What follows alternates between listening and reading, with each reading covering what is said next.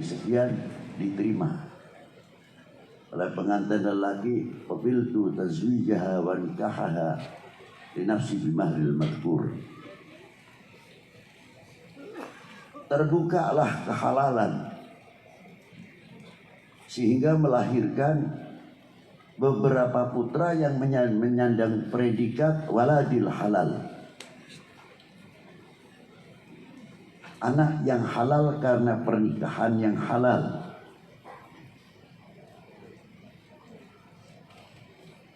Kita mendapat predikat anak halal saja dari barakatul Islam itu sudah luar biasa. Sulit untuk bisa membalas jasa baginda Nabi Sallallahu Alaihi Wasallam. Ini yang enteng ringan saja kelihatannya, sepele. Apalagi kalau kita kembali kepada al-iman wal Islam. Dari mana sebab turun al-iman wal Islam diturunkan kepada kita semuanya? Kita tidak menjumpai tapi bisa beriman.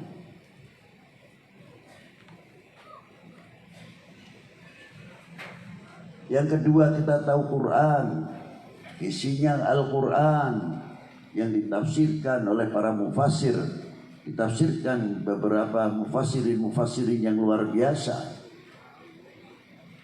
Terus kita sunnah, kita kenal sunnatun Nabi Sallallahu Alaihi Wasallam dari kitab-kitab sunnah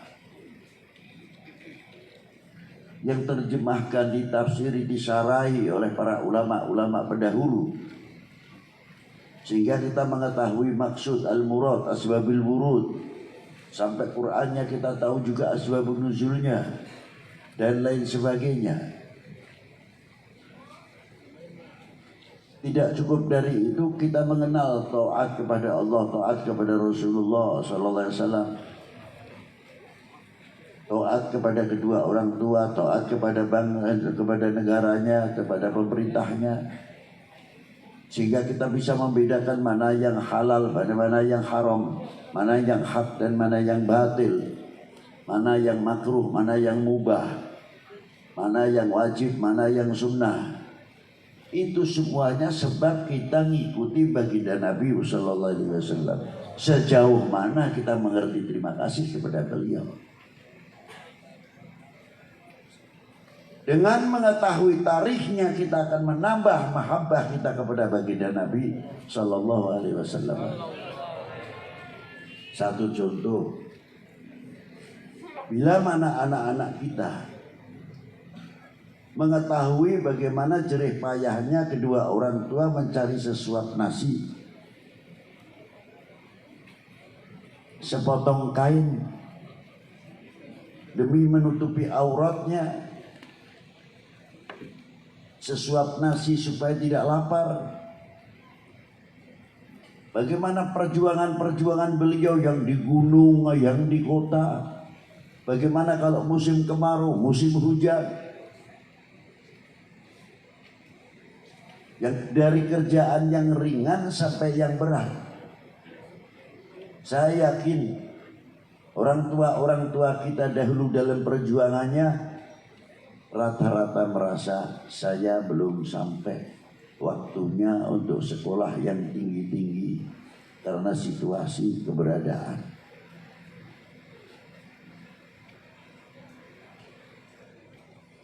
Satu-satunya yang diharapkan adalah regenerasinya.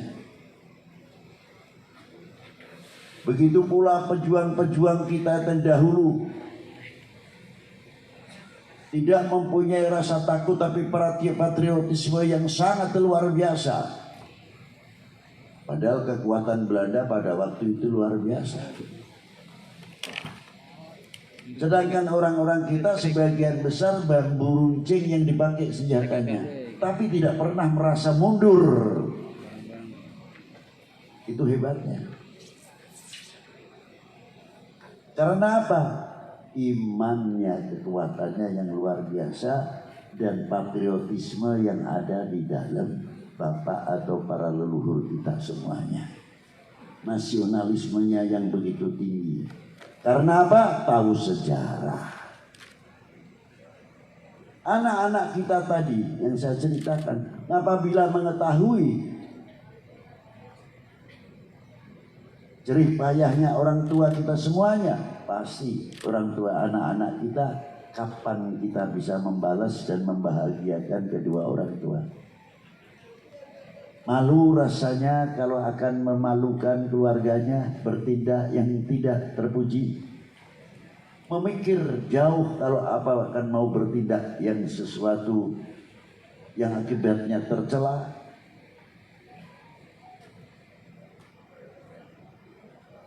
Itulah anak-anak yang tahu sejarah bagaimana perjuangan kedua orang tua.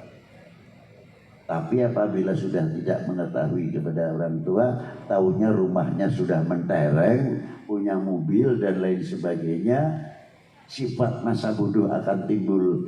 Sebab tahunya apa? Orang tua sudah kaya, jiwa kemanjaan yang ada, kemandirian yang merosot. Itu satu contoh. Kita tarik bagaimana kita umat Islam khususnya. Kalau kita sudah tidak mengenal sejarah baginda Nabi Shallallahu Alaihi Wasallam, dari perjuangannya, akhlaknya yang begitu mulia,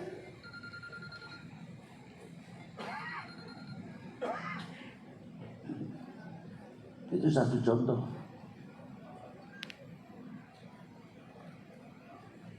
Dari mulai perjuangan Rasulullah menyatukan umat, menjadi perekat umat. Umur 35 tahun, wakila 25 tahun. Kelompok per kelompok, ataupun gobail kalau kita sebutkan dulu. Satu gobail merasa paling tinggi, satu gobail merasa paling terhormat, dan lain sebagainya, ingin mendapatkan satu kehormatan, bisa memasukkan. Bisa memasukkan apa? Terutama memasukkan Hajar Aswad.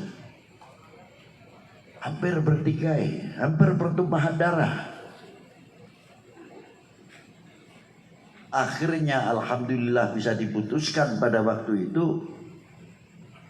Sudahlah keputusannya, bila mana ada seorang pemuda yang pagi hari pertama kali masuk ke Ka'bah atau ke Masjidil Haram pada waktu itu. Itulah orangnya yang jujur, amin. Itulah seorang pemuda, syaratnya ketika itu masuklah, yang pertama masuk ke Mekah ialah baginda Nabi Sallallahu Alaihi Wasallam. Jiwa yang begitu luar biasa, tidak asal. Saya kan sudah diberi hak.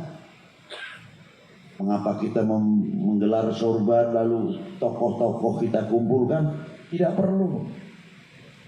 Kita masukkan sendiri saja, sah hukumnya. Karena apa? Sudah mufakat. Tapi hebatnya baginda Nabi tidak begitu.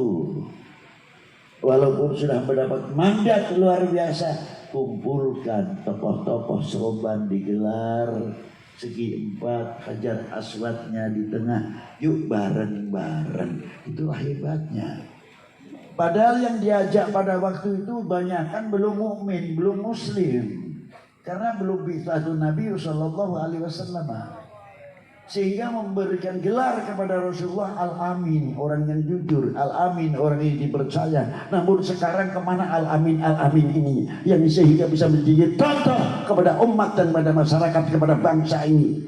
Mencari orang yang bisa dipercaya, menjadi perekat umat, menjadi perekat bangsa, untuk memperkokoh kesatuan negara kesatuan Republik Indonesia. Terkadang hati saya menangis sendiri, di mana orang-orang itu sekarang? Yang mewarisi al-ilmu al-amin, al-amin, al-amin.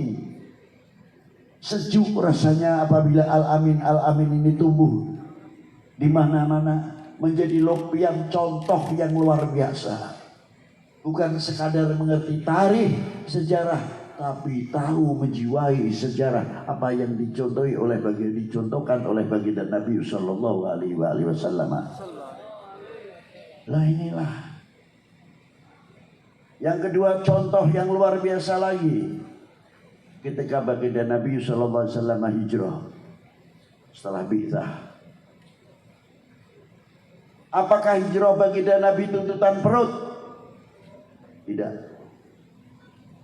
Apakah hijrah Nabi tuntutan karena takut digencet, diboikot pada waktu itu? Lah, tidak. Kalau kronologisnya saya ceritakan, Mekah pada waktu itu ada haji di zaman jahiliyah. Haji zaman jahiliyah itu bahkan terkadang sebelum Abdi Manaf mengeluarkan peraturan, hajinya masih laki perempuan telanjang, al-aryan. Maka yang pertama kali melarang haji telanjang adalah Hashim bin Abdi Manaf. Sayyid Abdi Manaf ayahnya Hashim. Didatangi dari segala penjuru. Pada waktu itu di Haramain atau di tanah Arab sendiri khususnya, untuk menjalankan ibadah haji cara mereka. Tapi satu sisi, di zaman baginda Nabi SAW, haji itu sudah ada yang dilakukan kaum Hanif sebelum baginda Nabi dilahirkan.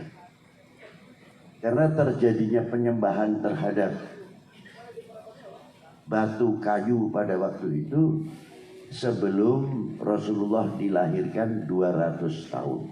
Ini menurut kitab keterangan Al-Bidayah wa Nihayah juz awal.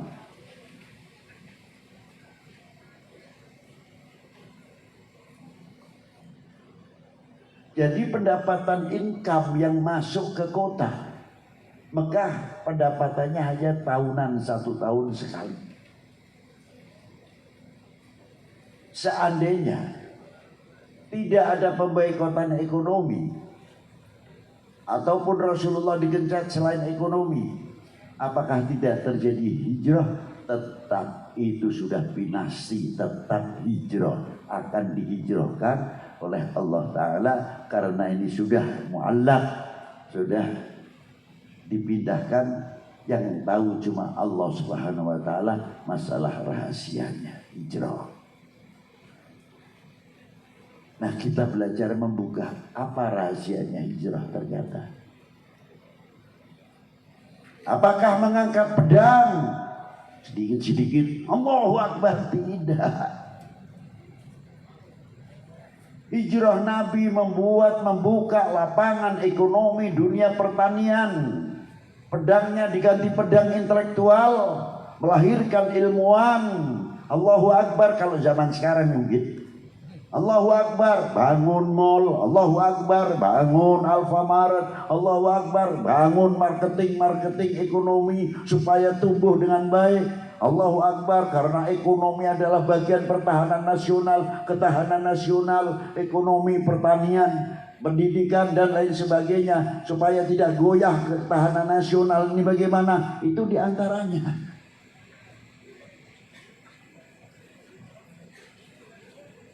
Dibangun oleh Rasulullah SAW. Pelabuhan Jambu 120 km dari Madinah. Itu pelabuhan ikan yang luar biasa, subur, hidup, makmur di zaman Rasulullah karena dibangun. Sarana ibadah, sarana pendidikan, ekonomi hijrah, itulah yang pertama kali dibangun oleh baginda Nabi SAW. Ma'asyiral muslimin rahimakumullah. Juga timbul perjanjian bagaimana Rasulullah mengayomi selain muslim, Yahudi, Nasoro mempunyai pembagian dan dilindungi oleh Rasulullah SAW.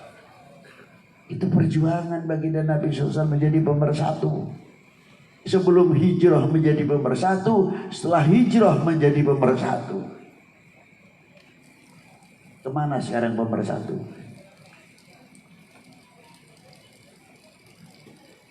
Mudah dikompori, mudah dihasut, mudah kena hoax dan sebagainya. Seneng kalau lihat umat ini pecah. Senang kalau lihat bangsa ini pecah. Berjuang saja terkadang tidak. 1945 kita ada di mana? 1947 kita ada di mana? 48 ada peristiwa apa di Madiun, kita di mana? 51 atau 49 sampai 65. Sebagian anak-anak kita katanya kita tidak jumpai, Beb. Kita baru lahir tahun 70 ke atas 80. Yang sedikit tua-tua adanya di sini mungkin lahir, saya mau lahir 57, 65 saya masih umur 8 tahun, yang satu saya baru lahir dan sebagainya.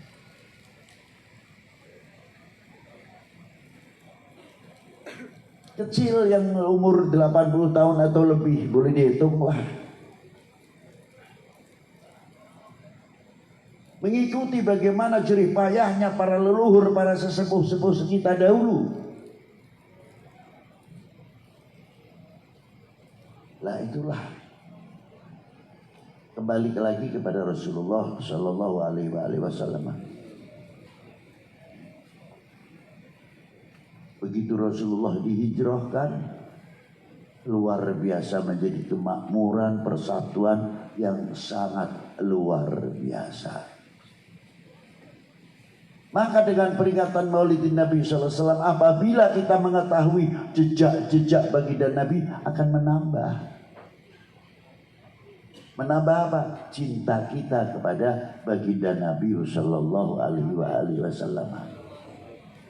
Sebab Allah Ta'ala telah memberikan mandat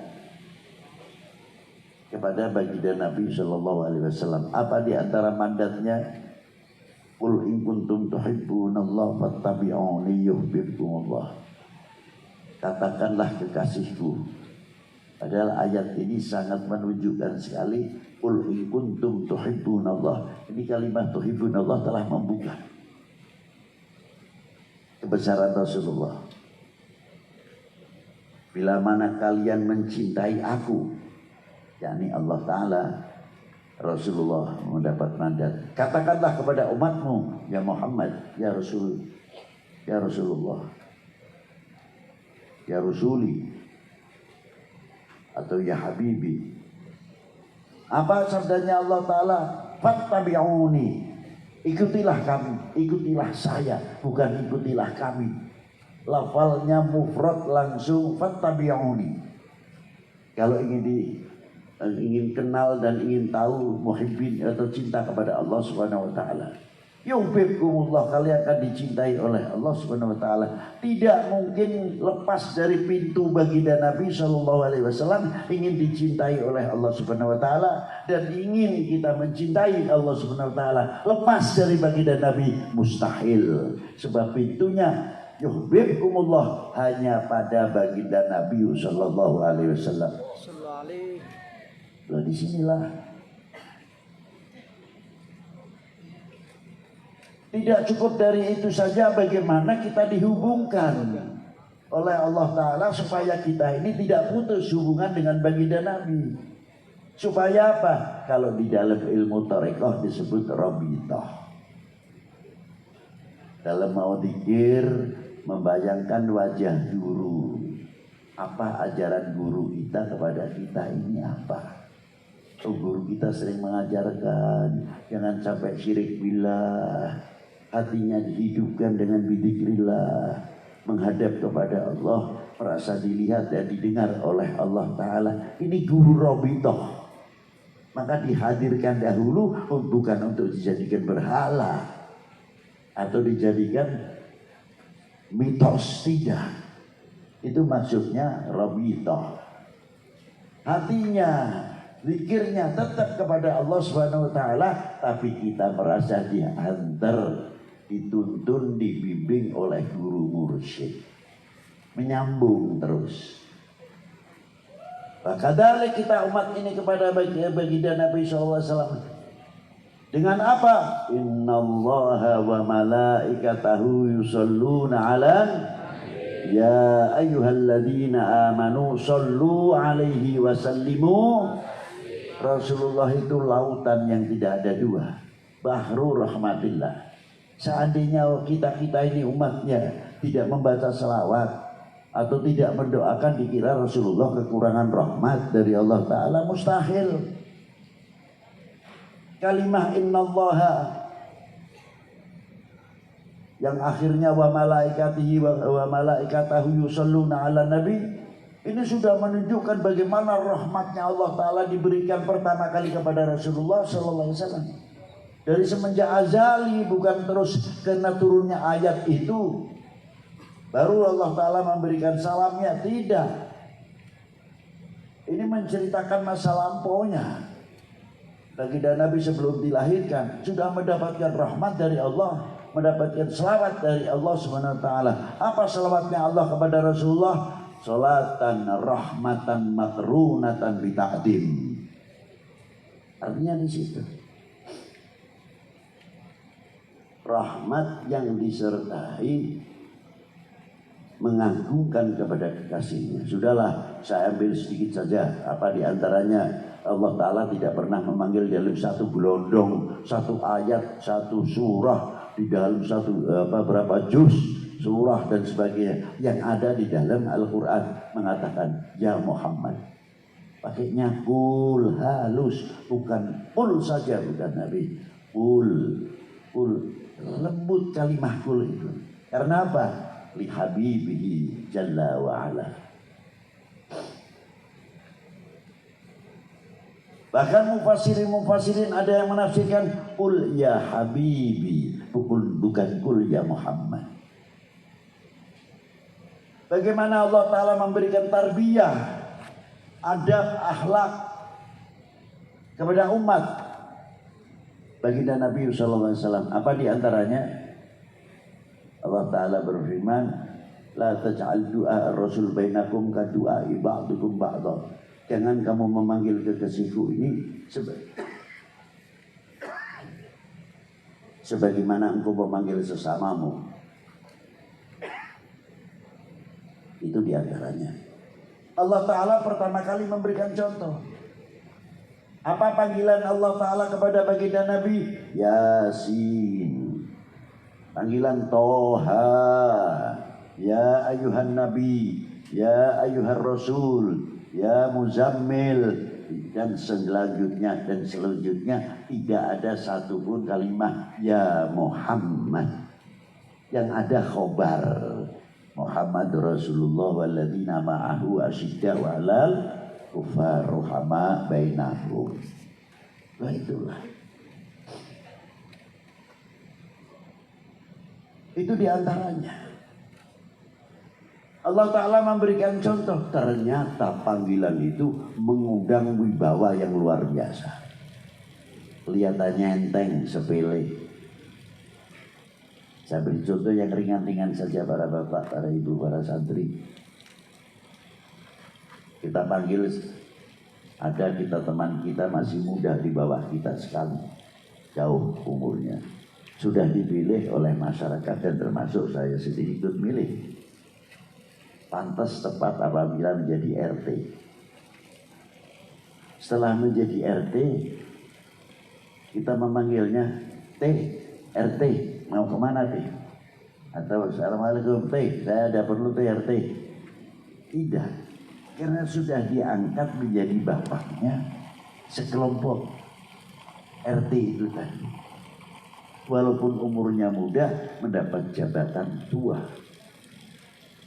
Walaupun kita lebih tua, bagaimana RT kita supaya berwibawa terhadap lingkupnya? Habib saja sepuh mau panggil Pak RT. Kekalian baru anak kemarin kok panggil TRT saja. Dianggapnya sebaya dulu sekolah bareng apa. Satu contoh. Coba kalau kita manggil Pak RT. Lurahnya masih muda, Pak Lurah. Memberikan satu contoh, mengangkat kewibawaan orang yang dipanggil dan mengangkat orang yang memanggil. Begitu sepuh, kiai sepuh, masya Allah ya, akhlaknya luar biasa benar. Padahal kalau manggil Pak Lurah itu namanya saja nggak ada masalah. Oh pantasnya lurahnya anaknya, kok masih panggil Pak Lurah? Ini akhlak yang luar biasa. Sepele kelihatannya.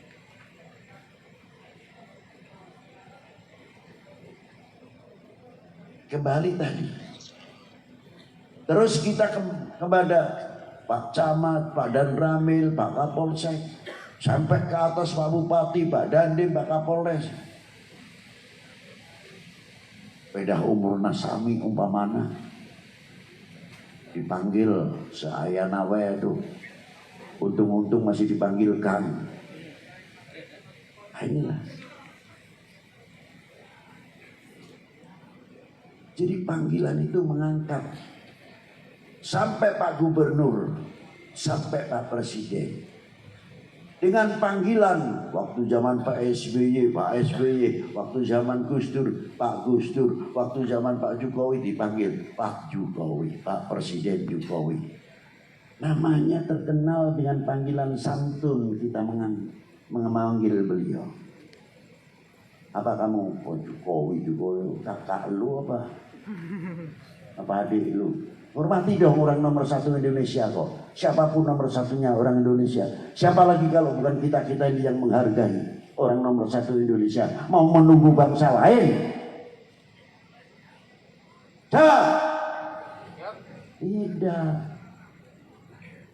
Jadi kita dulu yang pertama kali harus menghargai. Bangsa lain akan menghargai kita. Tuh lihat rakyat Indonesia, tuh lihat bangsa Indonesia sama orang nomor satunya begitu, walaupun beda pilihan masih mengangkat luar biasa. Akhirnya bangsa Indonesia diperhitungkan. Tapi kalau sudah musim kayak gini, mana mungkin diperhitungkan oleh bangsa lain kekuatan Indonesia. Ini sangat mengkhawatirkan. Ma'asyiral muslimin rahimakumullah. Maka panggilan tersebut ternyata mengangkat martabat, mengangkat kehormatan orang yang dipanggilnya. Allah Ta'ala memberikan contoh. Itu sudut itu saja. Nah kalau kita Rasulullah harus pada baik Rasulullah bari kita kepada manusia biasa. Loh kalau Rasulullah manusia biasa lalu nilainya ente apa?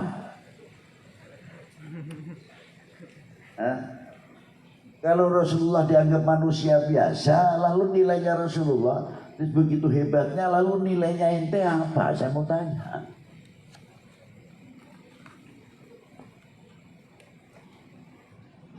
Orang mau makan saja. Orang mau makan. Piringnya minta yang bersih. Itu mau dimakan sendiri. Tidak boleh kotor kok. Kalau ada rezeki mintanya nasinya yang baik. Sudah nasinya baik. Piringnya bersih. Coba kita bawa ke tauhid yuk. Di mana? Ini nasi rezeki dari Allah Subhanahu wa Ta'ala. Sehingga kita dapat rezeki bisa beli beras. Setelah menjadi nasi, yuk kita hormati rezeki dari Allah Ta'ala. Tempatkan piring yang bersih. Itu bagian memuliakan rezeki dari Allah. Karena kita memuliakan kepada Allah Subhanahu wa Ta'ala. Bukan kepada nasinya, tidak. Karena kita menghargai kepada pemberi rezeki. Piringnya bersih. Mau makan saja. Kira-kiranya wahyu yang mau diturunkan asal manusia biasa kok kayak kalah dengan nasi saja. Nasi saja minta piringnya yang bersih. Jadi logikanya kan begitu. Jelas manusianya manusia pilihan. Tidak sembarang manusia. Yang menciptakan saja menghargai, menghormati. Loh itulah. Waktu beliau baginda Nabi, waktu mau dilahirkan, luar biasa. Di dalam kitab tiba apa disebutkan? Fahtasal arsyu wastibsyara wasdadu haibatan wa waqara. Oh subhanallah. Bisabul malaikatu tahlilan wa tamjidan wa istighfar. Mengagungkan para malaikat. kok podo karo awake dhewe niku nemu barang perkara sama dengan kita. Itulah hebatnya baginda Nabi SAW. Jadi ada pelajaran banyak di Maulid Nabi, dari soal panggilan sampai hijrah.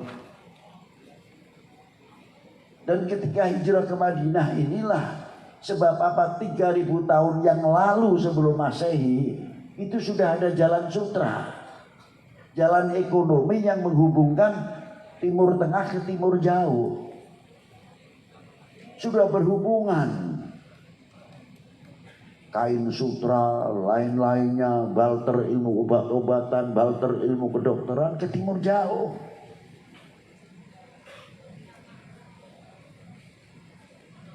Sebelum ayat jilbab, surat,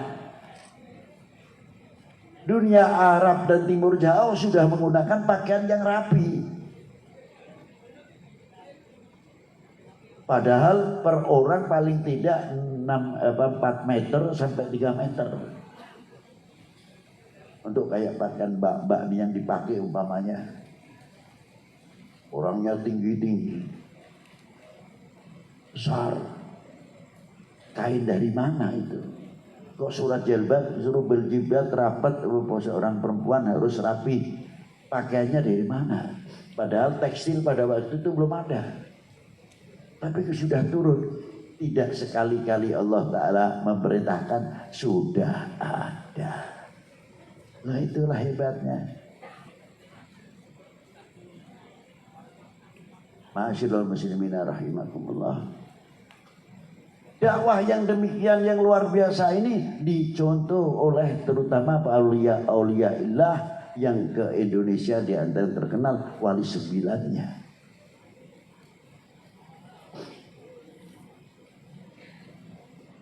Siapa beliau-beliau? Dari mulai Syed Malik Ibrahim sampai Sunan Ampel, Sunan Giri, Sunan Derajat, Sunan Bonang dan seterusnya sampai Maulana Syarif Hidayatullah radhiyallahu taala anhum ajma'in.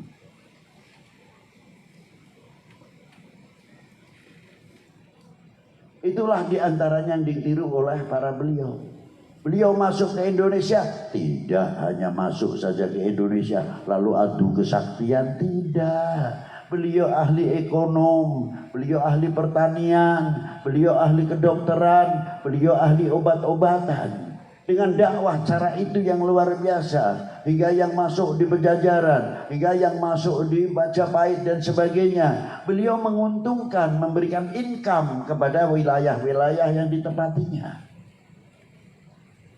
Mampu mendatangkan pedagang-pedagang dari Turki, Cina, India, lebih-lebih Timur Tengah itu sendiri. Sehingga kerajaan-perkerajaan sangat diuntungkan sekali. Maka perlindungan pada umat pada waktu itu diberikan kepada umat Islam oleh kerajaan-kerajaan. Dari situlah al-Islam mulai berkembang. Karena apa? Karena menunjukkan, membawa misi rahmatan lil alamin. Nah itulah diantaranya. Maka perlunya dengan ada peringatan Maulid ini, kita akan lebih jauh mengenal baginda Nabi Sallallahu Alaihi Wasallam. Semoga dengan adanya peringatan ini akan menambah mahabbah kita kepada Allah, mahabbah kita kepada Rasulullah. Terakhir saya ambil tadi ayat yang Qul in kuntum tuhibbunallaha fattabi'uni yuhibbukumullah. Rasulullah ditanya, mata aku mu'minan shadiqan ya Rasulullah. Sejauh mana kita dikategorikan orang-orang yang beriman? Dijawab oleh Rasulullah, selagi kamu mencintai Allah Ta'ala. Selanjutnya ya Rasulullah, mencintai para utusannya. Selanjutnya ya Rasulullah, mencintai, mengikuti sunnahnya dan tarekatnya. Anehnya tarekat dan sunnahnya setelah mahabbah dulu. Mengikuti Rasulullah. Memang lain. Orang mengikuti sunnah Nabi dengan mahabbah, ibadah dengan mahabbah hanya semata mentaati perintah, tapi tidak dibarengi dengan mahabbah. Kalau orang yang mahabbah jarang memikir pahala. Tapi kalau orang hanya sekadar hanya ketaatan belaka, yang dipikir pahala. Gampangan saja, saya dulu punya pacar. Ya menurut saya cantik, bagi orang lain terserah. Tapi kalau wah kuncar wajib kunjung pacar, ngeliwatin kuburan rumahnya. Jadi kalau liwat itu ya sudah buru kudu ini merinding juga. Tapi karena cinta tidak ambil pusing, mau ada gandarwo, mau ada wewe, mau ada pengusaha bodoh, liwat saja. Karena apa? Mahabbah. Itulah satu contoh. Maka orang-orang yang mahabbah berbeda sekali. Tapi kalau yang kurang mahabbahnya, pahalanya gimana? Ini bagaimana kalau dibaca? Hebatnya gimana? Nah, ma'asyiral muslimina rahimakumullah. Dari itu pentingnya mahabbah. Maka Rasulullah menegaskan kadar bobot iman seseorang tergantung kecintaannya kepada aku. Kalau kita tafsirkan luas, keimanan itu akan kuat semakin turunnya keimanan tergantung kecintaannya kepada Rasulullah SAW. Kalau kita cintanya sama Rasulullah luar biasa, imannya akan semakin kuat. Tapi kalau kita imannya dikeroposi karena tidak mahabbah, mengurangnya mahabbah, atau mau diprovokasi supaya mahabbahnya melentur-melentur umpamanya, ya imannya jangan tanya, ikut melentur. Mustahil baginda Nabi sallallahu alaihi wasallam sabdanya bohong. Lah itulah. Bagi orang-orang oknum-oknum maksud saya yang mau menghancurkan umat Islam khususnya, menghancurkan umat agama, bagaimana caranya? Menafsirkan hadis ini bisa saja dibalik. Oh kalau begitu, kadar bobot iman seseorang adalah tergantung cintanya kepada nabinya. Kalau melentur iman, mahabbahnya, cintanya, berarti melenturlah imannya. Garap, diusahakan bagaimana supaya mengendor kecintaannya kepada baginda Nabi. Bagaimana umat ini cintanya umpamanya kepada tokoh agamanya, khususnya Islam. Bagaimana melenturkan dengan segala cara dan sebagainya. Supaya apa? Umat Islam khususnya, umat beragama pada umumnya mudah dibenturkan karena merosot kecintaannya kepada baginda Nabi dan para ulamanya. Apabila sudah ini terjadi, kita baca saja qunut nazilah, Allahumma hadina fi ma hadait. Dan bagaimana cara menghancurkan bangsa ini? Kurangi, grogoti kepercayaannya kepada pemerintahnya, kepercayaannya kepada tokohnya, kepercayaannya kepada TNI Polri-nya. Kalau perlu benturkan. Nah inilah antar sesama kita benturkan. Itulah paling mudah kalau sudah melentur kecintaannya kepada bangsa dan tanah airnya. Kadar bobot seseorang cinta kepada tanah airnya tergantung cintanya kepada bangsanya. Kalau cinta kepada bangsanya luar biasa, cinta kepada tanah airnya luar biasa. Mari kita pertahankan, kita tambah kecintaan kita kepada baginda Nabi sallallahu alaihi wasallam. Cinta kita kepada ahli bait Nabi sallallahu alaihi wasallam, cinta kepada para sahabatnya, cinta kepada para ulama, para aulia, cinta kita kepada negara dan bangsa ini, kepada pemerintah ini. Kita selalu mengingat kepada siapa? Kepada pendiri-pendiri bangsa ini yang ikut andil besar dalam memerdekakan bangsa ini dari belenggu penjajah. Apakah kita akan menjadi umat atau menjadi bangsa yang akan mengecewakan para beliau di hadapan Allah, atau kita akan menjadi bangsa yang akan memalukan para pendiri bangsa ini, para pejuang bangsa ini di hadapan Allah sehingga menjadi bangsa yang mengecewakan? Pastinya kita jawab tidak. Tidak perlu kita menjawab tidak. Buktikan kalau kita tidak. Wassalamualaikum warahmatullahi wabarakatuh. Diri dan hadirkan berbahagia untuk selanjutnya berkenan Abah untuk Abah Habib Lutfi di tengah-tengah suasana yang